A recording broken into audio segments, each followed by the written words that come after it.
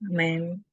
Yo elegí esa canción por hoy porque en este grupo, y no solamente aquí, sino en cada lugar del mundo, hay alguien pasando por alguna situación, pero Dios es tan misericordioso con sus hijos que Él siempre está ahí con nosotros. Bueno, ha llegado la parte central de esta programación. Vamos a estar reverente porque el tema que tenemos en esta mañana está fuerte, como dice el hermano Silverio. Hermano Silverio, el tiempo que resta es de usted. ¿Está por ahí? Sí, estamos por aquí. Buenos días, mis hermanos queridos. Que la paz de Dios sea con cada uno de ustedes. Espero que todos estén bien desde sus casas. Un abrazo a la distancia. Que Dios me le bendiga.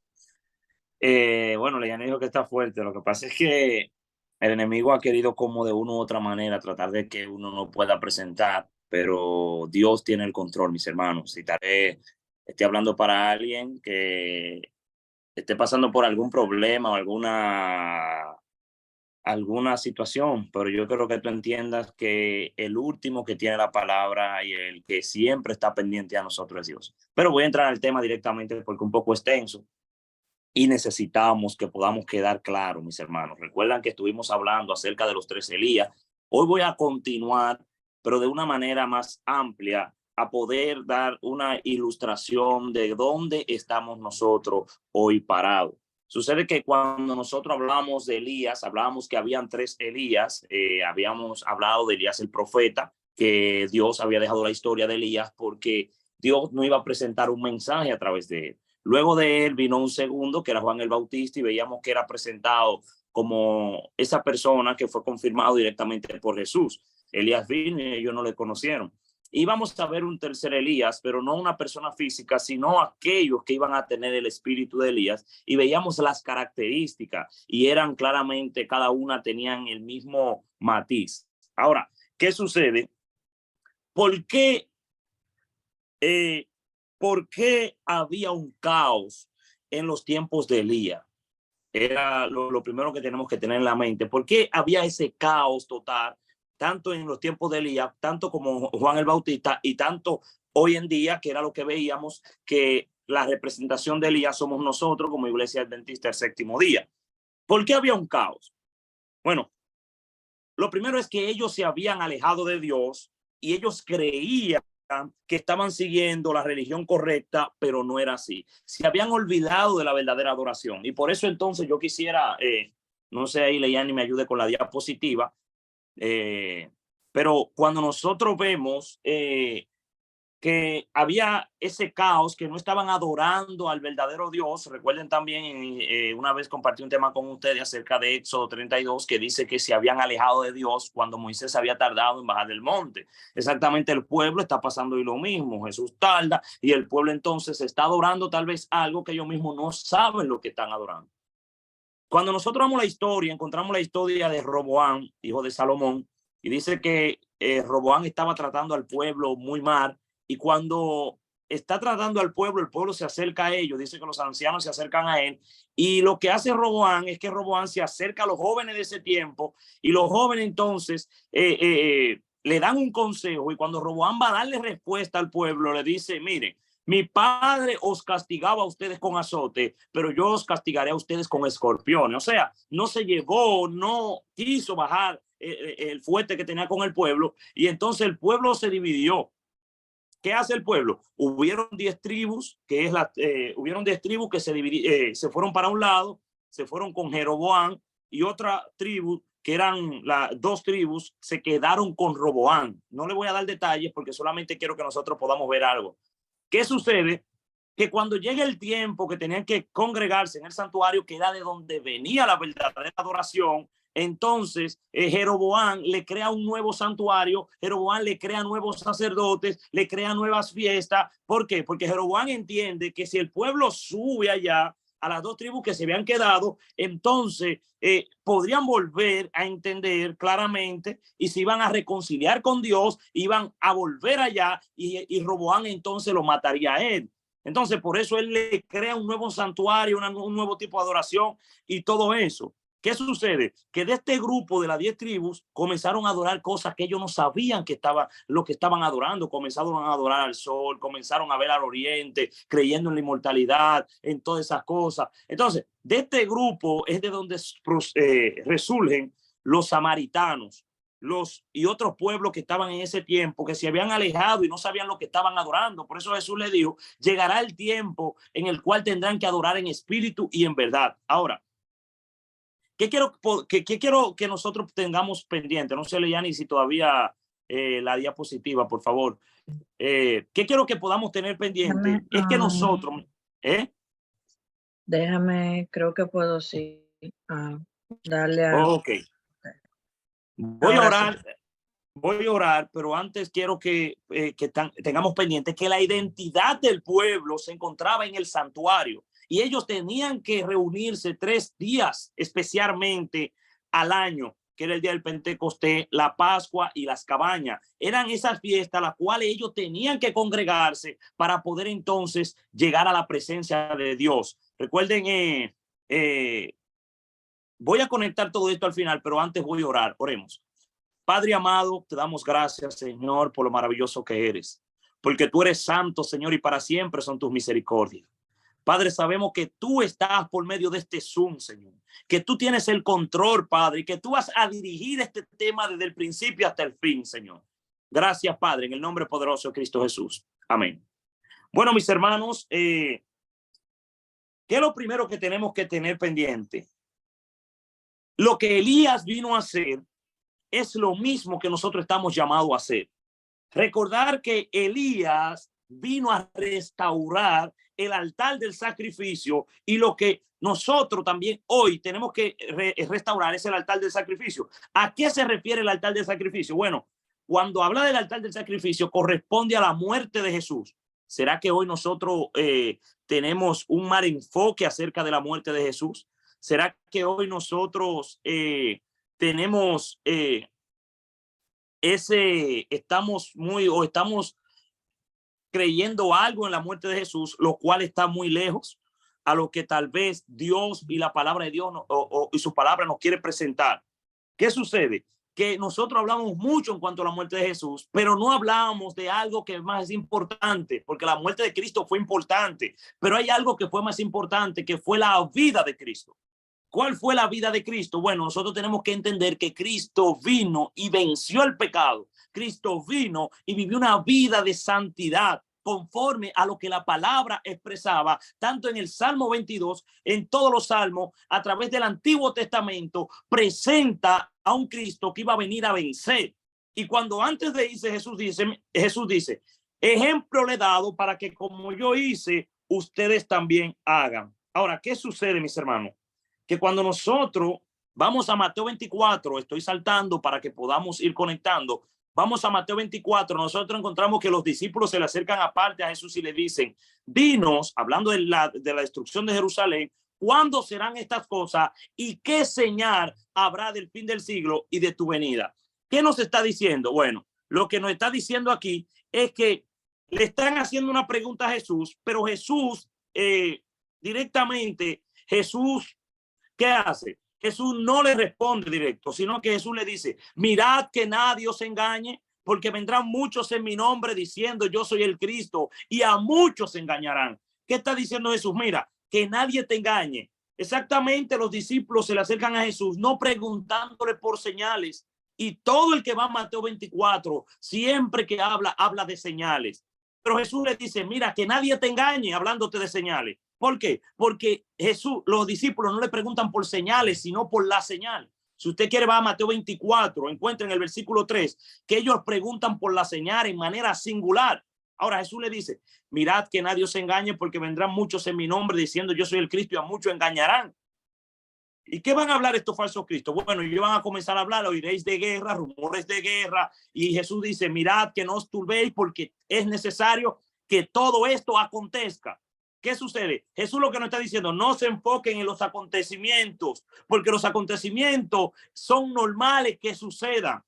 Claro, los acontecimientos nos dicen las cosas que están pasando, pero ¿cuál es la señal de que Cristo, o cuál es la señal que nos dice a nosotros de la venida de Cristo, del fin del siglo? Bueno, en el versículo 14 de Mateo 24, nosotros encontramos entonces que da una declaración y dice, y será predicado este evangelio en todo el mundo por testimonio, y entonces vendrá el fin. ¿Cuál es la señal? La señal es la predicación del evangelio por testimonio.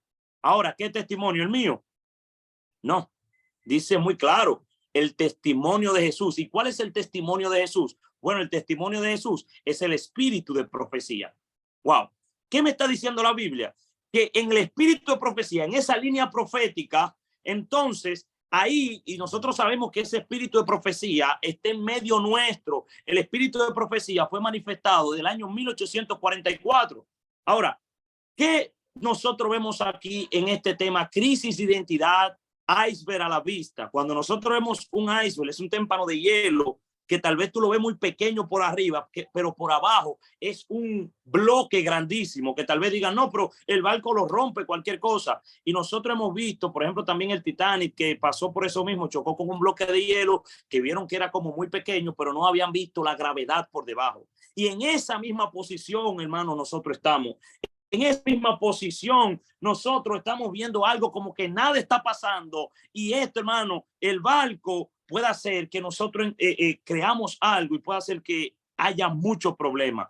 Pero Dios nos va a dar la amonestación a nosotros en esta mañana. Bueno, Leani le puede dar, puede ponlo a reproducir, por favor, para que lo puedan ver. Entonces, que nosotros podamos entender, mi hermano, si usted está en su casa, no importa donde usted esté, ponga mucha atención. Ya nosotros estamos viendo la conexión, lo que vino Elías vino a restaurar el altar de sacrificio, si había tenido un mal concepto. Y muchos dirán, no, pero el altar de sacrificio, si vamos al santuario, nosotros estamos en el lugar santísimo. ¿Qué importancia tiene el altar del sacrificio hoy? Claro, porque del altar del sacrificio se llevaba la sangre que era rociada ya en el lugar santísimo. O sea, la importancia del sacrificio de Cristo tiene un matiz hoy también en el lugar santísimo, porque llegaba hasta allá. Ahora, cuando nosotros vamos a una historia, le puede darle, Yani, de que termine, puede cambiar. No sé si ustedes se acuerdan. Aquí dice Nehemías 9:29. Les amonestaste a que se volviesen a tu ley, mas ellos se llenaron de soberbia y no oyeron tus mandamientos, sino que pecaron contra tus juicios, los cuales si el hombre hiciere, en ellos vivirá. Se rebelaron, endureciendo su cerviz y no escucharon. Hermano, no está hablando de los mundanos.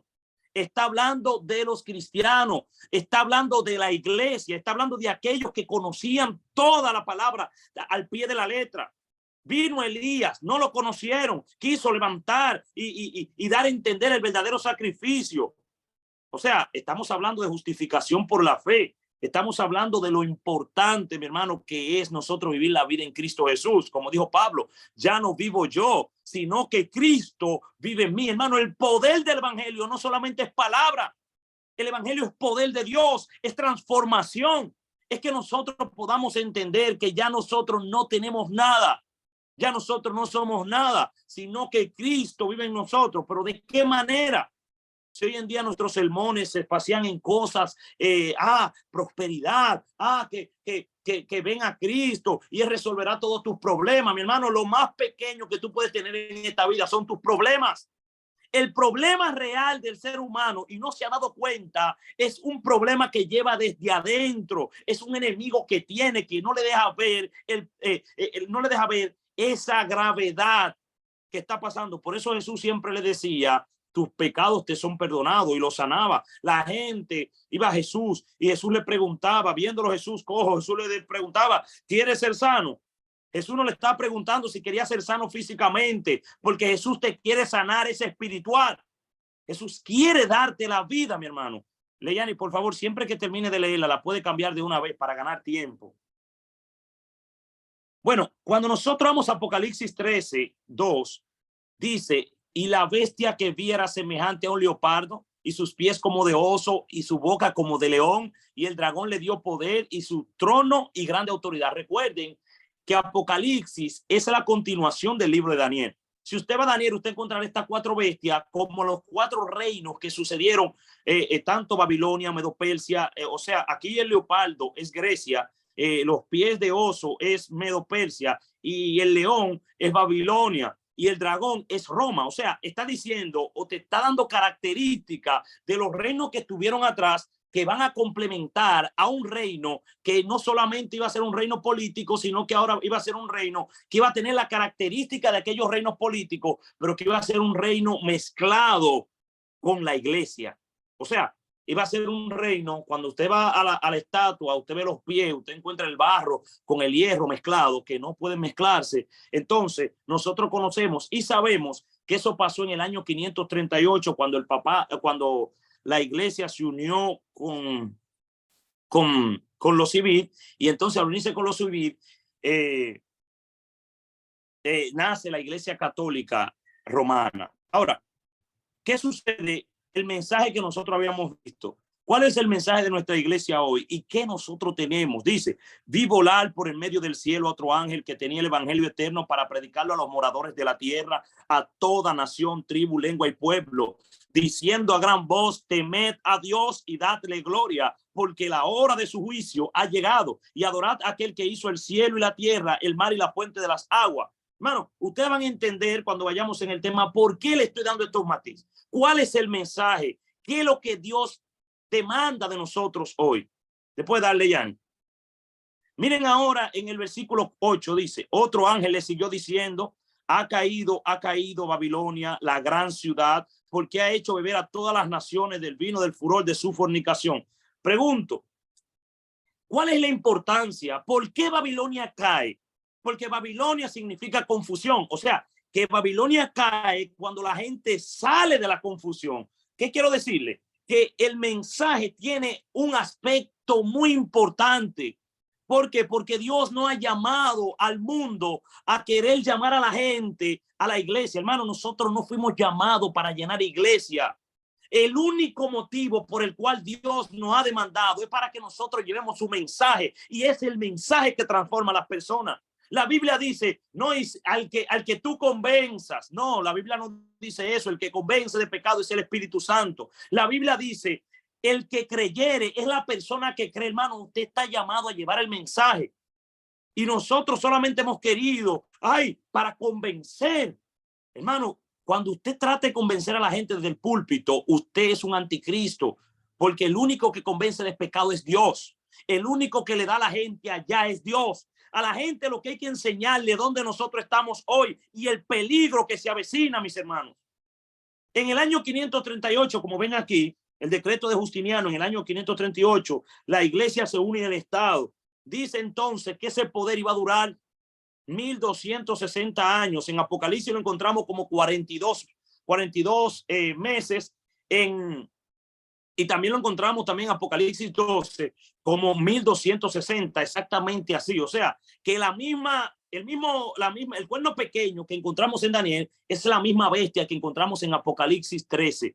Es la misma, porque en el año 1798, como estuvo profetizado, Napoleón derroca al Papa Pío VI a través del coronel Berthier, lo manda a tomar preso y le quitó el poder. Por eso encontramos en Apocalipsis 13 que a la bestia se le da una herida de muerte, cuya herida luego entonces iba a ser sanada. Pero entonces esa bestia, nosotros claramente sabemos que es la misma Roma que tenía, representa las piernas, estaba mezclado en los pies con el barro, que es la iglesia, y nace ahora como iglesia. Pero ¿qué sucede, mis hermanos? No me voy a enfocar directamente en esa historia, le puede dar Leyani, pero quiero que nosotros veamos aquí. Miren qué dice. Después de esto, ¿después de qué? Después de que haya caído Babilonia. ¿Por qué? Porque Babilonia caerá, pero se va a levantar ahora. ¿Cómo? Bueno, miren cómo dice. Después de esto vi otro ángel descender del cielo con gran poder y la tierra fue alumbrada con su gloria. ¿Cuál es el poder? ¿Cuál es la gloria? ¿Cuál es esa luz que viene? Esa luz solamente puede venir de Dios. Y es su pueblo, no es un ángel que va a descender. Y dice, y clamó con voz potente diciendo, ahora, mi hermano, ahora viene el caballo. Dice, ha caído la gran Babilonia. Ya no es Babilonia, ahora es gran Babilonia. ¿Se acuerdan cuando habla de un gran tiempo de angustia? ¿Se acuerdan cuando habla de un tiempo que nosotros, hermano, primero debe caer Babilonia? Y cuando Babilonia cae, entonces el enemigo se levanta nuevamente en contra de nosotros, pero ahora también cae como grande, porque solamente hay un grande y se llama Jehová. Dice, y se ha hecho habitación de demonios y guarida de todo espíritu inmundo y albergue de toda ave inmunda y aborrecible. Ahora, dice el verso 3 y 4, después de darle, Yani, porque todas las naciones han bebido del vino del furor de su fornicación y los reyes de la tierra han fornicado con ella y los mercaderes de la tierra se han enriquecido la potencia de su deleite. Y oí otra voz del cielo que decía, salid de ella, pueblo mío, para que no seáis partícipe de sus pecados, ni recibáis parte de sus plagas. Dios hace un llamado, ese es el mensaje. Salgan de ahí, porque hay problemas, mis hermanos. ¿Y qué sucede? Bueno, ahora voy a entrar a una historia. Yo no voy a leer esta historia, solamente le voy a dar un resumen por el tiempo. Está en Primeros Escritos, páginas 54, 56, y es peligroso, mis hermanos, lo que nosotros vamos a ver aquí. Aquí hay una historia donde la sierva del Señor ve a un grupo que está en el lugar santo y dice que ese grupo que está en el lugar santo, que del año 1844 abajo, en el año 1844 ese grupo, Jesús está viendo a Jesús, Jesús pasa del lugar santo al lugar santísimo, y cuando Jesús pasa del lugar santo al lugar santísimo, un grupo se va detrás, pero hay otro que se queda en el lugar santo. En el lugar santo comienza a operar una luz que no es Cristo. Hermano, por eso habla mucho del falso profeta. Dice que se queda en el lugar santo y entonces en el lugar santísimo solamente se fue un grupo. Pero a la sierva del Señor no le aterrorizaba este hecho de que se haya quedado un grupo allá y un grupo se haya ido con Cristo en el lugar santísimo, sino que los que estaban en el lugar santísimo se estaban devolviendo nuevamente al lugar santo por lo que estaban viendo, la luz que estaban viendo en el lugar santo. ¿Qué, hermano? ¿Se acuerdan cuando le dije, cuando estudiamos el mensaje de Elías, que había una puerta, que es la puerta de la iglesia de Filadelfia, que Dios había abierto y otra que había cerrado, que había abierto con la llave de David, que esa llave era una llave que se usaba para abrir, para tomar el gobierno y que se usaba para juzgar, para hacer juicio? Se abrió esa puerta para hacer juicio y justicia, que fue en el año 1844. Dale, Leyani. Le puede dar hasta, déjame ver, esa ahí está la historia. Yo le voy a compartir la diapositiva, mis hermanos. Ustedes la pueden leer la historia completa y ahí se pueden dar cuenta. Miren qué dice, dale. Yo te voy a avisar, aterrador. Miren ahí donde ya lo dice aterrador. Vi a uno tras otro los que moraban en el lugar, moraban a Jesús en el Santísimo. Ya lo puedes dejar ahí, déjalo ahí. Bueno. Dale más atrás, le diste, te fuiste lejos. Dale más atrás, dale.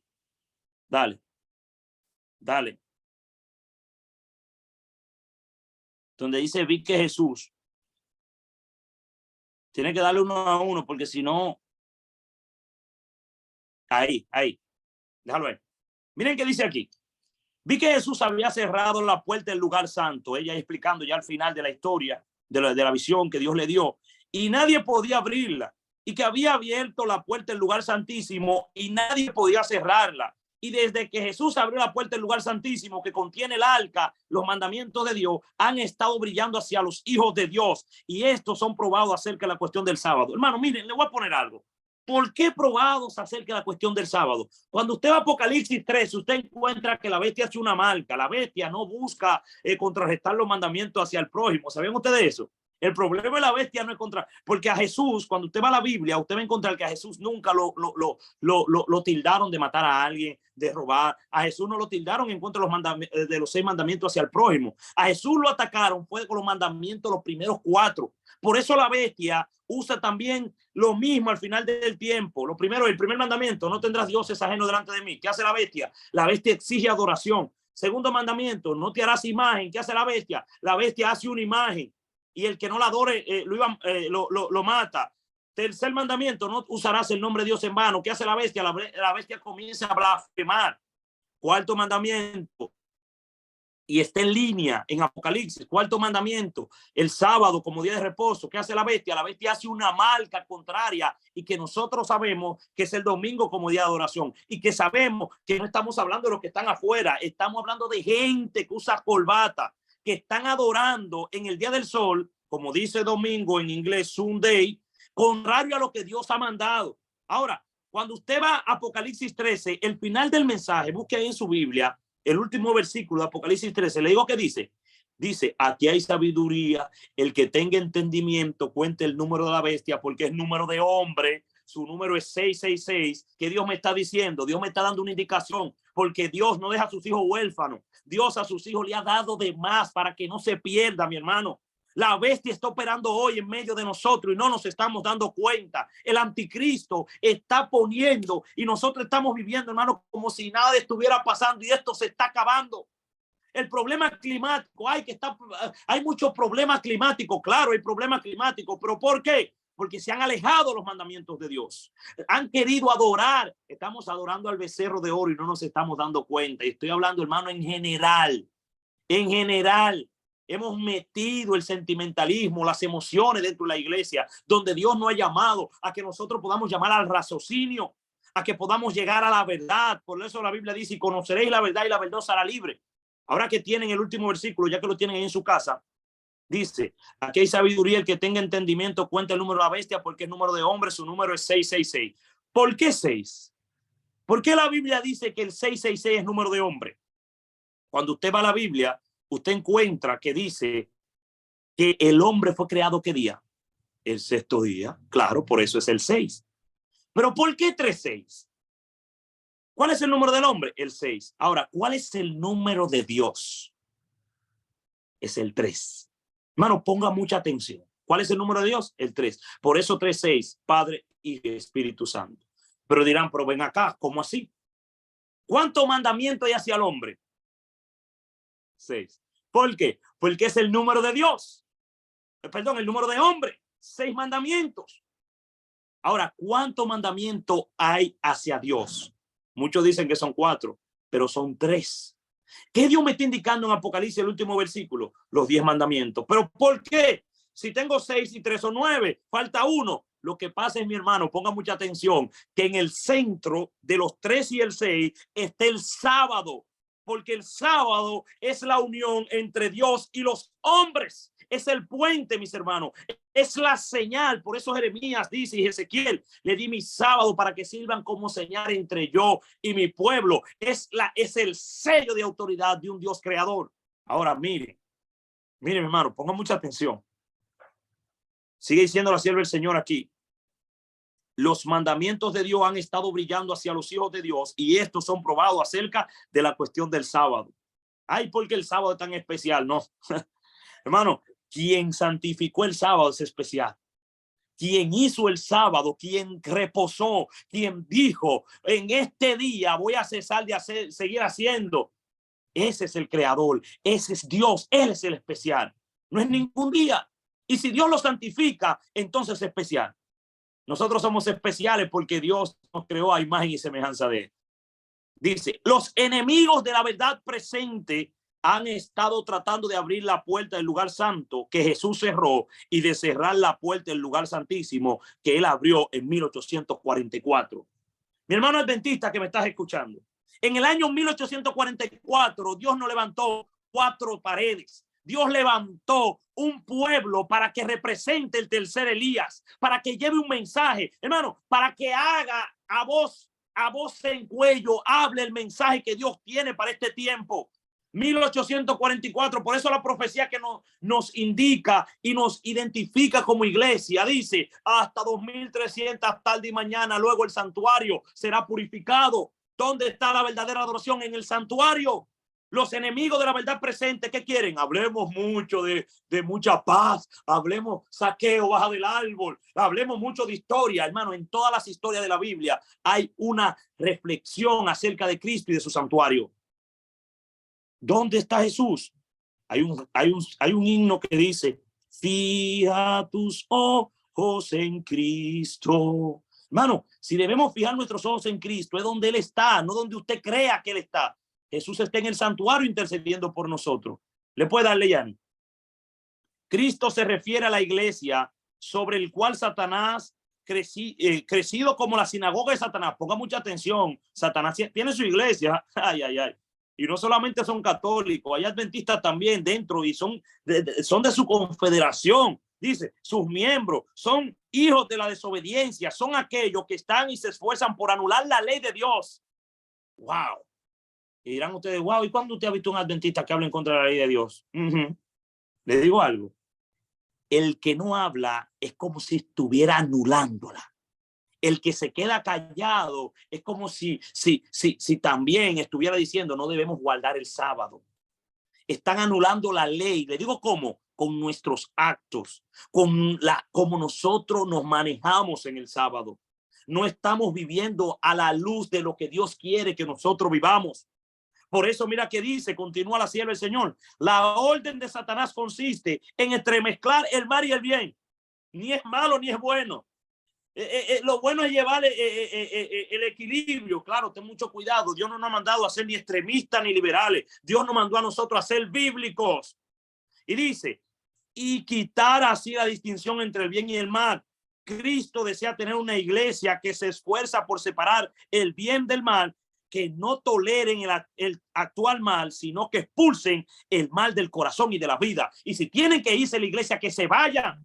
Pero dentro de la iglesia, santidad a Jehová, porque hermano, nosotros no vinimos a convencer a nadie, solamente presenten la palabra. Y si quedan dos, alabado sea el nombre de Dios, pero que glorifiquen el nombre de Dios. No busquemos cantidad, es calidad lo que quiere Dios. Es lo que demanda de nosotros. Séale fiel a Dios y no a los hombres. Ah, no, porque con los sermones de fulano, que aquello, eso espanta a la gente, que se espanten, mi hermano. Porque lo que viene más atrás va a ser peor. Y ahí en verdad se van a espantar. Después de leer. Satanás tiene una gran confederación. Por favor, lean y siempre que termine, cámbiala de una vez para ganar tiempo. Satanás tiene una gran confederación, su iglesia. Cristo le llama a la sinagoga de Satanás porque sus miembros son los hijos del pecado. Los miembros de la iglesia de Satanás han estado constantemente trabajando para echar a un lado la ley divina. No estoy hablando de los que están afuera, porque los que la tienen y los que le echan a un lado son aquellos que la conocen. Y confundir la distinción entre el bien y el mal. Satanás está tratando con gran poder en los hijos de desobediencia y por medio de ellos exaltar la traición y la apostasía como verdad y lealtad. ¿Está bien? O sea, hablemos en contra y pongámoslo, pasémoslo como que si es Dios que está hablando. Pronto deja la oscuridad más densa que antes. Los reavivamientos populares son provocados demasiado a menudo por llamamientos a la imaginación. Han visto predicadores llamando a la imaginación. Dice que excitan las emociones y satisfacen la inclinación por lo bueno y lo nuevo y extraordinario. Los conversos ganados por este modo manifiestan poco deseo de escuchar la verdad bíblica y poco interés en el testimonio de los profetas y los apóstoles. El servicio religioso que no revista un carácter un tanto sensacional no tiene atractivo para ellos. A ellos les gusta la música que se mueva, a ellos les gusta que le digan las cosas, hay que los coloretes, a mí no me importa, le sirvo a Dios, pero mientras nos quedamos callados estamos haciendo lo mismo que estaban haciendo cuando el becerro de oro y Aarón, y quedaremos sin el sello de Dios, todo aquel que está haciendo eso. Un mensaje que apela a la fría razón no despierta eco alguno en ellos. Sigue siendo el conflicto de los siglos. No tienen en cuenta las claras, dale, Eliani, no tienen en cuenta las claras amonestaciones de la palabra de Dios que se refieren directamente a sus intereses eternos. Para toda alma verdaderamente convertida, la relación con Dios y con las cosas eternas será el gran tema de la vida. Pero donde se noten las iglesias populares de nuestros días el espíritu de consagración a Dios, los conversos no renuncian a su orgullo ni al amor del mundo. Sin embargo, traen el mundo dentro de la iglesia y todos lo aplaudimos. No están más dispuestos a elevarse a sí mismo, a llevar la cruz y a seguir al manso y humilde Jesús. Miren qué dice, mis hermanos, da pena. Yo solamente estoy haciendo, hermano, una zapata porque lo que viene más atrás es grande. Pongan mucha atención. Donde usted está sentado, agárrese porque lo que viene es fuerte, mi hermano. La religión se ha vuelto objeto de burla de los infieles y escépticos debido a que tantos que la profesan ignoran sus principios. El poder de la piedad ha desaparecido de muchas de las iglesias. las comidas campestres, las ocasiones teatrales en la iglesia, los bazares, las casas elegantes y la ostentación personal, alejados de Dios, de los pensamientos de la gente, tierras y bienes, ocupaciones mundanas y unen el espíritu, mientras que los intereses eternos se consideran apenas dignas de apreciación. Wow. Satanás nos está entreteniendo, nos está moliendo. ¿Usted ha visto cómo muelen un dulce? Así Satanás lo está haciendo. Yo no voy a leer esta cita, pero léanla por favor en su casa. Léanle su casa, mis hermanos. Dale, dale. Estamos viendo aquí dónde está Jesús. Y ahora voy a abrir el telón. Ahora vamos a abrir y vamos a entrar directamente en materia. Salmo 77:13. Oh Dios santo, en tu camino, ¿qué Dios es grande como nuestro Dios? Es una pregunta. Hazte esa pregunta, ¿qué Dios es grande como nuestro Dios? Miren qué dice Maranata. El Señor viene, página 76, 245. Ahora que vamos a entrar, debemos ser fervientes estudiosos de la profecía. ¿De qué tenemos que ser fervientes estudiosos? De la profecía. No debiéramos descansar hasta entender plenamente el tema del santuario. Ay, no, eso es profecía y que aquello, hermano. Santuario no es profecía, santuario es un estilo de adoración.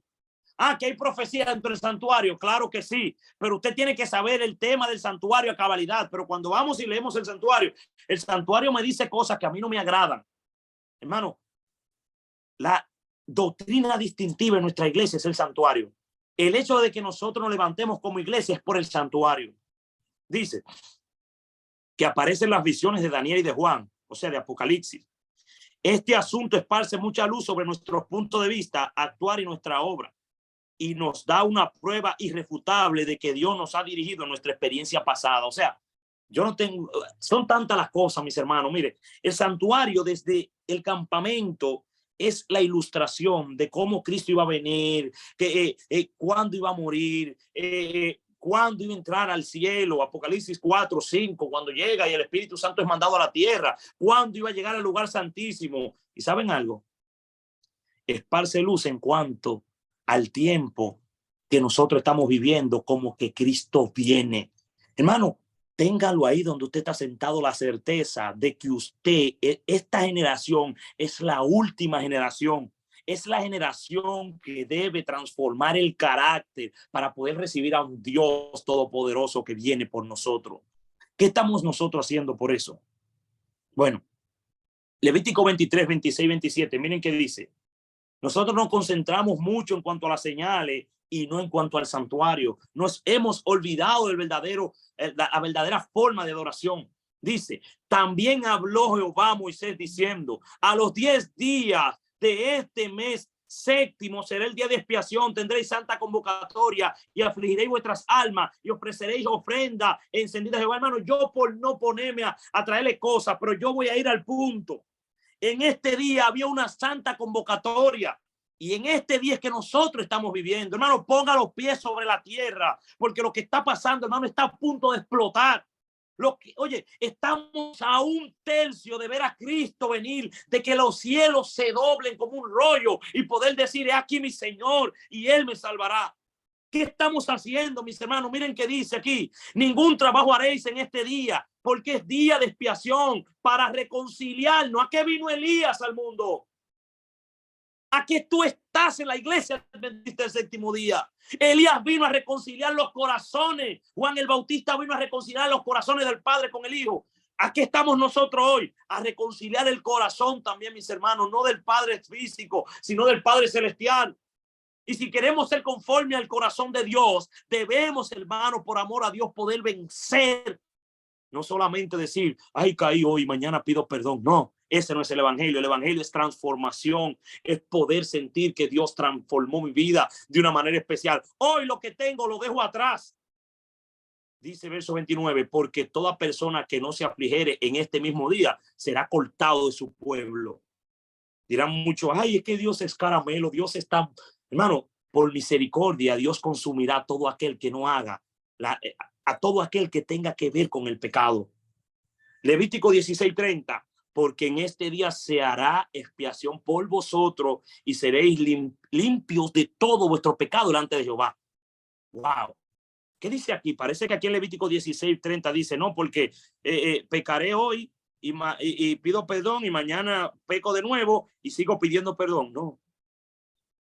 La Biblia dice serán limpios. ¿Cuándo comenzó el juicio? Bueno, nosotros lo vimos en el tema anterior, el 22 de octubre del año 1844. ¿Y por dónde comenzó el juicio? ¿Por dónde ustedes creen que comenzó el juicio? Bueno, primero miren qué dice. Este es el fundamento de nuestra iglesia. Esta es la santa insignia.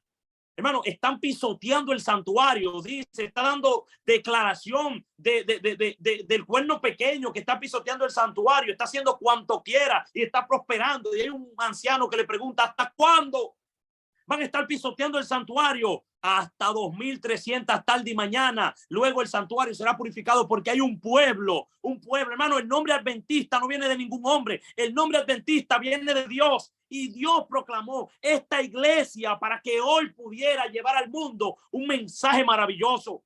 Comenzó un juicio del año 1844 y la gente está en el lugar santo, viendo los coloretes del falso profeta, viendo las señales, hermano, porque están haciendo señales. Dice la Biblia que aún hará descender el fuego del cielo. Ahora, ¿por dónde comienza el juicio? Miren lo que dice la Biblia en 1 de Pedro 4:17. Porque es tiempo de que el juicio comience por dónde. Ay, ay, ay, por la casa de Dios. Y si primero comienza por nosotros, ¿cuál será el fin de aquellos que no obedecen el evangelio de Dios? O sea, en el año 1844, así como dice nuestra hermana Dulce, felicidad por la casa, en el año 1844 Dios comenzó un juicio por su casa, porque Dios primero tiene que venir a buscar a sus hijos. Por eso es que cuando usted va a Apocalipsis 6, usted encuentra que dice los 7 sellos, y usted no encuentra los 7 sellos en Apocalipsis 6, sino que encuentra que dice, encuentra 6, y antes Dios hace un paréntesis literario en Apocalipsis 7, porque dice, hace una pregunta en Apocalipsis 6, el último versículo dice, ¿quién podrá quedar en pie? Y Dios se espació un capítulo completo para poder hablar de nosotros, mis hermanos. Hermano, habla de nosotros de una manera especial y dice que antes de que caigan las plagas, Dios tiene que sellar a sus hijos. Dios tiene que dar un sello. ¿Y cuándo ese tiempo de sellamiento? Ay, ay, ay, ay. ¿Será que nosotros estamos siendo sellados, mi hermano, y no nos estamos dando cuenta? Porque mire, dice que comienza por la casa de Dios, pero en la casa de Dios hay dos tipos, hay dos. Están los vivos y están los muertos. ¿Por dónde ustedes creen que comienza? Por los muertos, ¿verdad? O sea, que en el año 1844 se comenzó un juicio por los muertos. Y cuando termine por los muertos, ¿por quién ustedes creen que va a continuar? Ay, por los vivos. ¿Y qué vivo? ¿Lo vivo impío? No. El juicio comienza por dónde? Por la casa de Dios y lo vimos. O sea que van a estar siendo juzgados aquellos que son hijos de Dios, siendo juzgados. Dios solamente viene a apartar a sus hijos. Por eso es que cuando Noé dice que, Isaías dice que cuando vino la tempestad, todos fueron consumidos. Y dice, pero acá y cuando Noé no se fueron todos. Claro, porque Dios no relaciona a sus hijos con nadie, sino que hace una distinción, porque Noé y su familia habían quedado, pero es separado porque ellos son para Dios. Hermano, tú que me escuchas, tú eres especial para Dios, tú eres su real sacerdocio, tú eres lo más precioso que Dios tiene. Y cuando Dios te mira como si no hubiera nadie más en la tierra. Ahora, y de la manera que esté establecido para los hombres que mueran una sola vez y después de esto, el juicio. Dale, Dayanis. Es una pregunta. Se acerca el final. Miren qué dice Apocalipsis 7. Apocalipsis 7, 1 y 2. Después de esto vi, esto es lo que le estaba diciendo, antes de ser la pregunta de quiénes quedarán en pie, dice, después de esto vi a 4 ángeles en pie sobre los 4 ángulos de la tierra que detenían los 4 vientos de la tierra para que no soplase viento alguno sobre la tierra, ni sobre el mar, ni sobre ningún árbol. Vi también a otro ángel que subía de donde sale el sol y tenía el sello del Dios vivo. Mucha gente dice, ay, no, porque el sello de Dios es el Espíritu Santo. Ajá. ¿Y cuándo te ha visto que un ángel puede llevar el Espíritu Santo en la mano? Mucho cuidado. Dice, vi también otro ángel que subía de donde sale el sol y tenía el sello de Dios vivo. Y clamó a gran voz a los 4 ángeles a quienes se les había dado el poder de dañar la tierra y el mar. ¿Y qué sucede? Verso 3. diciendo: no hagáis daño a la tierra, ni al mar, ni a los árboles, hasta que hayamos sellado en su frente a los siervos de nuestro Dios. ¿Cuáles son los siervos de Dios? ¿Cuáles son esas personas que dicen, ya no vivo yo, sino que Cristo vive en mí? Miren qué dice Consejos para la Iglesia, página 635. Solemnes son las escenas relacionadas con la obra final de la expiación. Incalculables son los intereses que éste envuelve. El juicio se lleva ahora adelante en el santuario celestial. ¿Dónde se lleva el juicio? ¿A dónde tienen que estar mis ojos? ¿A dónde está Jesús? Por eso, hermano, que cuando en Apocalipsis, en Mateo 24, cuando viene el diluvio, dice que la venida de Cristo será como los días de Noé. Y dice, y no entendieron hasta que vino el diluvio y se los llevó a todos. Le digo, ¿por qué no entendieron? Porque nosotros no le estamos predicando a la gente dónde está la puerta. Nosotros no le estamos predicando a la gente qué hay allí en el santuario. Dice, el juicio se lleva ahora adelante en el santuario celestial. Esta obra se viene realizando desde hace muchos años. Pronto, nadie sabe cuándo les tocará ser juzgado a los vivos. En la angustia, en la augusta presencia de Dios, nuestras vidas deben ser pasadas en revista. En este, más que en cualquier otro tiempo, conviene que toda alma preste atención a la amonestación del Señor. Velad y orad, porque no sabéis cuándo será el tiempo. 100 años antes. Imagínense ahora cómo nosotros tenemos que estar, mis hermanos. Sigue diciendo, Cristo en su santuario, página 122. Estamos viviendo ahora en el gran día de la expiación, cuando en el servicio típico el sumo sacerdote hacía la expiación por Israel. Todos debían afligir sus almas. ¿Estamos nosotros afligiendo nuestras almas? ¿O estamos nosotros jugando ping-pong? Porque cuando Cristo venga, baja ya mucha gente asando batata. Baja ya mucha gente haciendo cosas que creen que lo están haciendo bien. Ay, Señor, pero eso no es nada. Hermano, las cosas comunes se queden como común y las cosas santas se queden como santas. Hay que saber hacer distinción. ¿Estamos nosotros prestándole tiempo, dándole tiempo a Dios? ¿O nos estamos olvidando de eso? Por a querer más, buscar más riqueza. Por medio del arrepentimiento, sigue diciendo, de sus pecados y la humillación ante el Señor, si no querían verse separados del pueblo. De la misma manera, todos los que deseen que sus nombres sean conservados en el libro de la vida, deben cuando mañana. Ay, que cuando yo vea que Rusia, que venga una guerra, que aquello, no, deben ahora, en los pocos días que les quedan en este tiempo de gracia, afligir sus almas ante Dios con verdadero arrepentimiento y dolor por sus pecados. ¿Qué es un verdadero arrepentimiento? Es yo abrazar la responsabilidad de Dios. ¿Se acuerdan el arrepentimiento de Saúl? Saúl se arrepintió, pero no quiso las responsabilidades. Porque lloró. Hay mucha gente que está llorando dentro de la iglesia y no está arrepentido. El hecho que tú llores y que te sientas, tú no quiere decir que estás arrepentido. Tú estás arrepentido por los beneficios, pero no estás arrepentido por las responsabilidades. O sea, Jacob sí reconoció lo que él era. Jacob sí dijo, Señor, ya no me llamo más. Ya quiero quitarme la careta. Y por eso Dios le dijo, ya no te llamarás más Jacob, sino que te llamarás Israel, porque has luchado con Dios y los hombres y has vencido. Wow. Hermano, que yo quiero que nosotros no solamente veamos esto como un sermón, porque yo no tengo nada que darle a ustedes, mis hermanos. Mientras estaba aquí, el enemigo puso toda la traba que el internet. Aquí tengo como 3 internet, mis hermanos, porque el enemigo es, pero usted tiene que tener un plan B. Y dicen también, no, un plan B, no, también usted tiene que tener un plan C. Porque Dios, hermano, él cree que tiene el control. Él no quería que se dé ese mensaje por este medio. Pero el que tiene el control se llama Cristo Jesús. Y él es más poderoso. ¿Le puede dar? Dice, la visión de Zacarías con referencia a Josué. Y el ángel se aplica con fuerza peculiar a la experiencia del pueblo de Dios durante la terminación del gran día de expiación. La iglesia remanente será puesta en grave prueba y angustia. Los que guardan los mandamientos, o dice aquí los que intentan, o cuando usted va a la Biblia, dice los que están intentando. No dice así. Dice los que guardan los mandamientos de Dios y la fe de Jesús se sentirán la ira del dragón y de su hueste. Hay que escudriñar honda y sinceramente el corazón. Hay que extirpar el espíritu liviano y frívolo al que se entregan tantos cristianos de profesión, porque solamente son de profesión. Empeñada lucha espera a todos aquellos que quieran subyugar las malas inclinaciones que tratan de dominarlo. Es difícil, mi hermano, la lucha, pero todo lo puedo en Cristo que me fortalece. Todo, deja que Cristo, hermano, pueda tocar tu vida de una manera especial. Dice, la obra de preparación es una obra individual. No somos salvados en grupo. Ay, porque mi papá es un buen cristiano. Mucho cuidado. Esto es individual. Dice, la pureza y devoción de uno no suplirá la falta de esta cualidad en otro. Si bien todas las naciones deben pasar en juicio ante Dios, sin embargo, él examinará el caso de cada individuo con un escrutinio tan estricto y minucioso como si no hubiese otro ser en la tierra.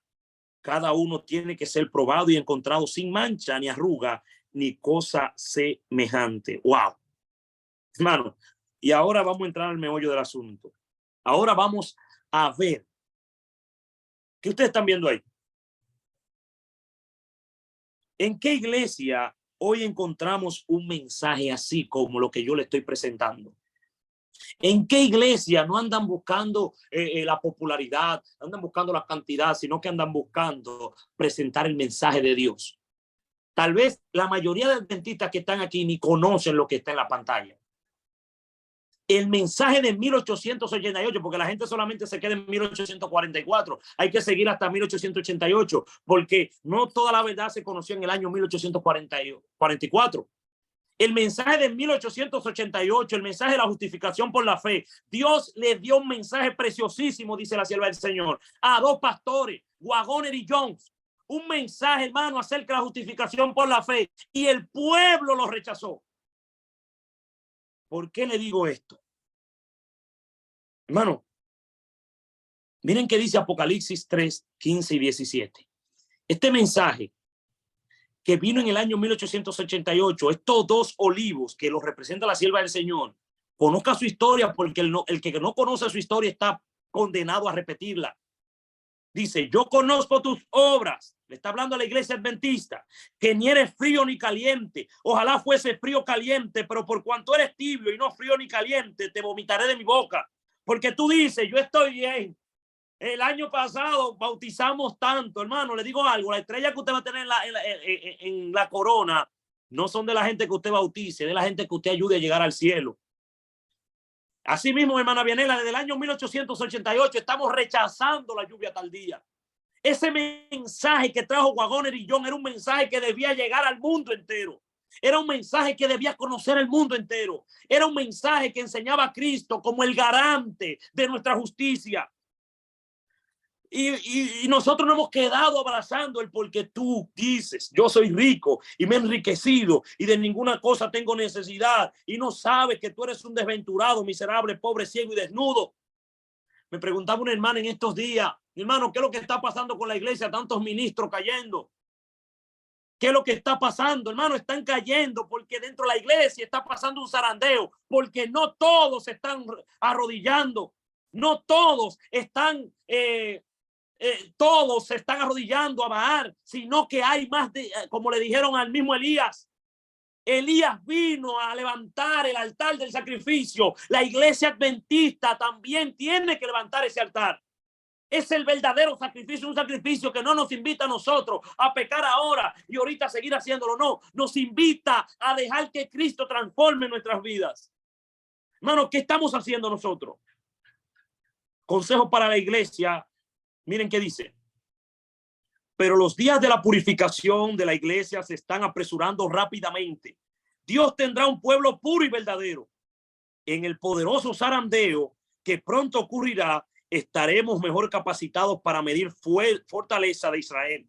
Las señales revelan que está cercano el tiempo cuando el Señor manifestará que su aventador está en su mano y purificará completamente a su pueblo. Hermano, la iglesia no conoce de este mensaje. La iglesia desconoce. Ahí está mi hermano Albert, que está como Vianela. Albert, Dios te bendiga, mi hermano. Él sabe lo que estoy hablando. Ahora, si nosotros vamos al juicio de los vivos, por desconocer el evangelio, mis hermanos, nosotros nos creemos la gran cosa. Por desconocer el evangelio. Por desconocer el evangelio, solo pedimos perdón y nada de transformación. Y Dios puede transformarnos, pero nosotros no andamos en eso, nosotros andamos en otra cosa. Ahora, te dice aquí, al que venciere, le daré que se siente conmigo en mi trono, así como yo he vencido y me he sentado con mi Padre en su trono. Ahora, miren qué dice el testimonio aquí. Se acerca. ¿Qué es lo que se acerca? El tiempo en que no podremos vender a ningún precio. Se promulgará el decreto que prohibirá a los hombres a los hombres comprar o vender si no tienen la marca de la bestia. Hace poco esto estuvo a punto de ocurrir. ¿Dónde? En California. ¿Qué me está diciendo la sierva del Señor? La sierva del Señor está loqueando. Hermano, ponga mucha atención a esto, porque lo que usted va a escuchar ahora es algo que usted tiene que saberlo, porque es necesario que en esta tarde usted salga a pregonar a gran voz ese mensaje.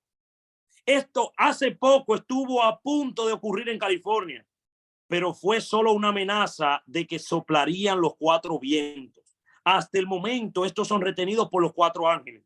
No estamos enteramente listos. Hay una obra que debe hacerse todavía. ¿Cuál es la obra? Satanás lo sabe y usted lo sabe. ¿Cuál es la señal? La señal sabíamos que es la predicación del evangelio por testimonio. El testimonio de Jesús es el espíritu de profecía. O sea, que la clave está ahí. Ay, no, es que Elena, yo me conformo con la Biblia. Hermano, la sierva del Señor no dice nada fuera de la Biblia. Todo lo que dice es una ampliación. Es algo que es como una lupa que nos enseña, mire, eso está ahí, míralo bien. Dice, y entonces se los ordenará a los ángeles que los suelten para que los 4 vientos puedan soplar sobre la tierra. ¿Qué está deteniendo a estos ángeles? ¿Qué es lo que lo está deteniendo? Al diablo, póngame mucha atención, hermano, olvídese de todo, olvídese del mundo, ponga mucha atención. Al diablo, la libertad le sirve cuando el pueblo está engañado.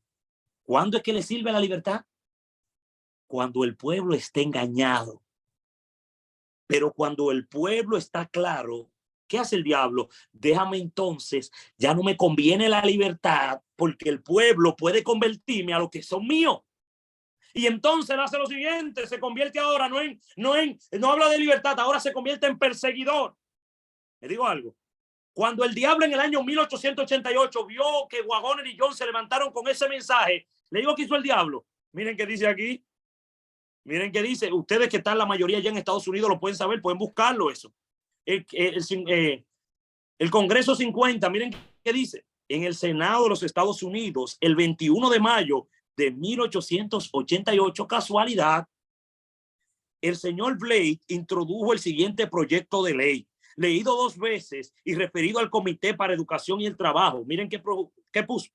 Un proyecto para asegurar al pueblo el goce del primer día de la semana, comúnmente conocido como el Día del Señor, como día de descanso, y para promover su observancia como día de adoración religiosa. ¿Qué el diablo hizo, hermano? El diablo no se detiene, el diablo trabaja. Y él sabe, le digo que cuando él vio que Waggoner y John llevaron el mensaje, dijo, eso no me conviene. Déjame meter ley dominical porque no me conviene. Pero hoy en día al diablo no le interesa meter ley dominical. Le digo por qué. Porque el pueblo lo que anda es presentando, ay, que venga Cristo y que aquello. Y todo el que está presentando que Cristo viene se va a perder, mi hermano. Porque no es solamente presentar que Cristo viene, también hay que presentar cómo es que Él viene y cuándo, mis hermanos. Debemos levantarnos y saber dónde estamos pisando, porque estamos lejos. 40 años duró el pueblo dando vuelta y vuelta, vuelta y vuelta por medio del destino. Y no se daban cuenta dónde estaba la Canaán celestial. Cristo iba a venir, mis hermanos. El año 1888, si el pueblo hubiera aceptado, Cristo hubiera venido. Si el pueblo hubiera aceptado ese mensaje, mire qué dice la sierva del Señor. En su gran misericordia, ¿qué dice? El Señor envió un preciosísimo mensaje a su pueblo por medio de los pastores Waggoner y Jones. Este mensaje tenía que presentar en forma más destacada ante el mundo entero. Presentaba la justificación por la fe en el garante. ¿A qué vino Elías? Elías vino a levantar el verdadero altar. ¿Qué nosotros tenemos que hacer? Levantar el verdadero altar. Dice, invitaba a la gente a recibir la justicia de Cristo que se manifestaba en la obediencia a 9 de los mandamientos de Dios. Dice así, no, a todos los mandamientos de Dios. Ay, que el sábado, que aquello, estamos poniendo también mucho cuidado, mis hermanos. Estamos poniendo demasiado ley y nos estamos volviendo también como los fariseos. Estamos cargando mucho. Hermano, el sábado usted lo va a guardar cuando usted ame a Cristo. El sábado o todos los días usted lo guarda, pero usted tiene primero que entender que usted tiene que transformar su vida. Y a través de la transformación, cuando Cristo vive en usted, usted va a guardar todos los mandamientos y ni cuenta se va a dar. Le digo por qué. Porque dice la sierva del Señor que los que son santos ni saben que son santos. Porque la santidad es algo que usted mismo no se da cuenta. ¿Por qué? Porque cuando usted se siente bien es porque usted está mal. Ahora, cuando usted se siente mal es porque usted está bien. Porque delante de la presencia de Dios, nosotros tenemos que sentirnos chiquiticos, no grandes. No sé si me están entendiendo. Apocalipsis 14:12. Aquí está la paciencia de los santos, los que guardan los mandamientos de Dios y tienen la fe de Jesús. Ahora, si ustedes quieren, mis hermanos, y ustedes quieren conocer más de este mensaje, por ahí nosotros tenemos el mismo Albert. Hay unos cuantos hermanos que nosotros podemos hacer una semana. Una semana podemos hacer completa, hablar del mensaje del tercer ángel, hablar dice la sierva del Señor que el mensaje de Waggoner y John era el mensaje del tercer ángel y la iglesia lo rechazó. ¿Qué dice aquí? Quiero presentar una amonestación a los que durante años han resistido la luz y albergado un espíritu de oposición. ¿Por cuánto tiempo odiaréis y despreciaréis a los mensajeros de la justicia de Dios? Hablando de lo mismo, hablando de la misma situación, Dios le ha dado su mensaje. Llevan la palabra del Señor. Hay salvación para vosotros, pero solo a través de los mensajes de Jesucristo. La gracia del Espíritu Santo os ha sido ofrecida una y otra vez y no nos estamos dando cuenta que lo estamos rechazando. Sí, la luz y el poder de lo alto han sido derramados abundantemente en vuestro medio. Había evidencia para que todos pudieran discernir a quienes reconoció el Señor como su siervo. Cuando vinieron a darle el informe de allá, solamente hubieron 2 que dieron un informe correcto. Qué casualidad que hubieron 2 dentro de la iglesia también que hicieron eso. Pero hubo quienes despreciaron a los hombres y el mensaje que traían. Claro, eso se ve hoy, mis hermanos. Todo aquel que quiera vivir piadosamente en Cristo Jesús padecerá persecución. Los criticaron duramente tratándolos como fanáticos, extremistas y maniáticos. ¿Y qué dice la sierva del Señor? Permíteme que profetice acerca de vosotros. A menos que os humilléis prestamente delante de Dios y confeséis vuestros pecados, que son muchos, demasiado tarde veréis que habéis estado luchando contra Dios. ¡Wow! Tipo Pablo. Y no nos estamos dando cuenta. Ezequiel, ya estamos terminando, mis hermanos. Dice Ezequiel 9:4-5. Y le dijo Jehová, pasad por medio de la ciudad, por el medio de Jerusalén, y ponle una señal en la frente a los hombres que gimen y que claman a causa de todas las abominaciones que se hacen en medio de ella. Y le digo que dice el Señor. Está hablando de la iglesia, las abominaciones que se están haciendo dentro. Pero, no, pero que yo, que ¿dónde entonces debo de ir? A un grupo separatista. Tenga mucho cuidado porque Dios no nos mandó a nosotros a salir de ahí. Y si a usted lo sacan por la puerta, métase por la ventana, porque a quien Dios le dio el estandarte, hermano, es esta iglesia. Dios no viene a buscar una iglesia, con eso no estoy diciendo eso. Dios viene a buscar un pueblo, pero la última iglesia que tiene el mensaje es la iglesia adventista del séptimo día, no hay otra. Dice, y a los otros dijo, oyéndolo yo, pasad por la ciudad en pos de él y matad. No perdone vuestro ojo ni tengáis misericordia. ¡Ay, qué Dios más cruel! Es un Dios de misericordia. Es un Dios que, bueno, tú no estás conmigo, entonces es bueno que tú dejes de existir, porque no es bueno que tú vivas sin pecado. Y nosotros lo estamos viendo. Es bueno vivir en pecado. Es bueno el mundo que nosotros estamos viviendo. Un mundo donde nada te satisface. Todo es vanidad de vanidades, como dijo Salomón. Ahora, los que vivan en la tierra cuando cese la intercesión de Cristo en el santuario celestial deberán estar en pie en la presencia de un Dios santo sin mediador. ¡Wow! Sus vestiduras deberán estar sin mácula. Ay, no, una manchita por aquí, eso no es nada, el Señor me la va a limpiar. Cuando Cristo venga en las nubes va a transformar. Cristo viene a transformar el cuerpo, mi hermano, pero la mente debe ser transformada antes. Por eso dice que tenían el nombre de Cristo en su frente. Son hermanos, tienen el carácter de Jesús. Son sin mácula. Son gente que han despreciado y no se han contaminado con mujeres. 144,000 especiales para Dios. Cantaban un cántico que nadie puede cantar. Dice, su vestidura deberán estar sin mácula, sus caracteres purificados de todo pecado por la sangre de la aspersión. Están viendo el verdadero altar. La aspersión, la sangre que se rociaba allá en el lugar santísimo. La iglesia la ha olvidado. Por la gracia de Dios y sus propios y diligentes esfuerzos, deberán ser vencedores en la lucha con el mal. Mientras se prosigue el juicio investigador en el cielo, mientras que los pecados de los creyentes arrepentidos son quitados del santuario, ¿qué nosotros tenemos que hacer? Ahí está llevando gente para la iglesia. Debe llevarse a cabo una obra especial de purificación. La iglesia debe purificarse. ¿Cómo se purifica la iglesia? Llevando buenas programaciones, que aquello no. Lleve a la ley y al testimonio. Si no dijeren conforme a esto, es porque no le ha amanecido. Sea bíblico, mi hermano. De liberación. Dice, debe llevarse a cabo una obra especial de purificación, de liberación del pecado entre el pueblo de Dios en la tierra. Fíjense que no dice una iglesia, no es la iglesia. Hermano, pueblo de Dios. Ahora voy a terminar con esta cita. Miren qué dice. Esta obra, mano, yo le voy a compartir la diapositiva, pero yo quiero que usted en este momento pueda tocarse en el corazón. Ya basta de darle la espalda a Dios. Es hora que nosotros podamos meditar en qué nosotros estamos haciendo con nuestra vida. Dios dejó un mensaje, ahora es necesario nosotros agarrar ese mensaje. Como le dije, podemos darle una semana completa acerca de eso. Y no estoy promocionando, pero la iglesia y el mundo tienen que conocer, mi hermano, el mensaje que se presentó en el tiempo de la justificación por la fe a través de Waggoner y Jones. Esta obra está presentada con mayor claridad en los mensajes del capítulo 14 del Apocalipsis.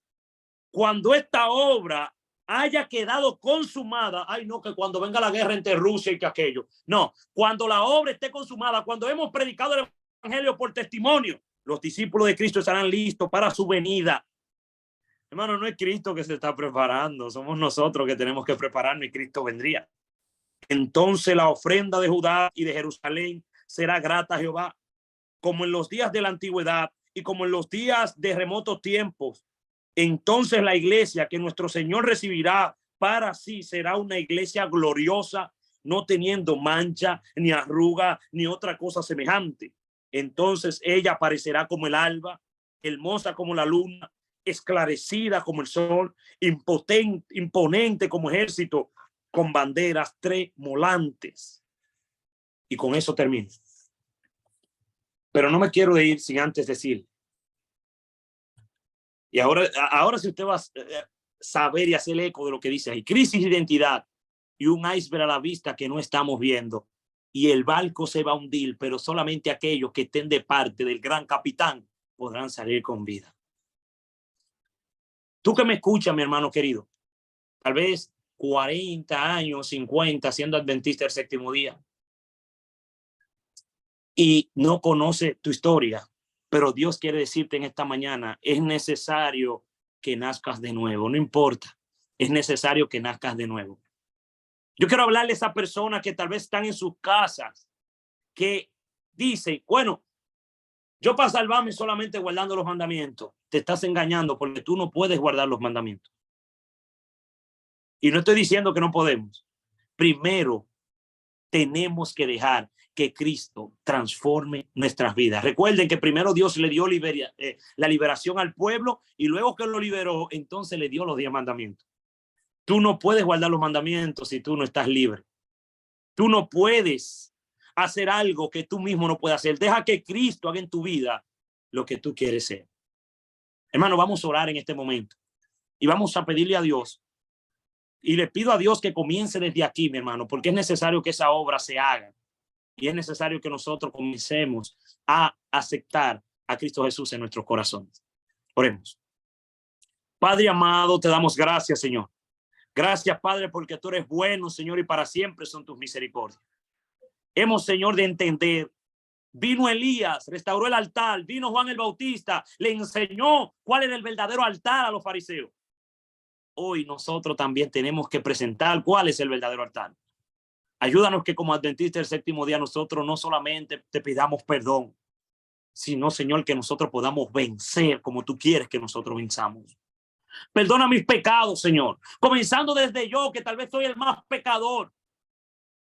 Ayúdame a que pueda apreciar, Señor, tu sangre. No fue agua de coco, Señor, que tú derramaste en la cruz del Calvario. Fue tu sangre preciosa, una sangre que va sobre toda sangre. Esa es la sangre de Cristo Jesús. Gracias, Padre. Ayúdanos y guíanos en el nombre de Jesús. Amén. Que Dios le bendiga a mis hermanos, y solamente le dije fue poder presentar un resumen. Si quisiéramos una semana, nosotros buscaríamos los medios para poder presentar ese mensaje más claro. Que Dios le bendiga. Amén. Hermano Silverio, muchísimas gracias. En nombre de este grupo de Amigos de Betania por Siempre y esta servidora, le damos las gracias infinitas por estar aquí una vez más compartiendo con nosotros. Hermano Albert, feliz sábado.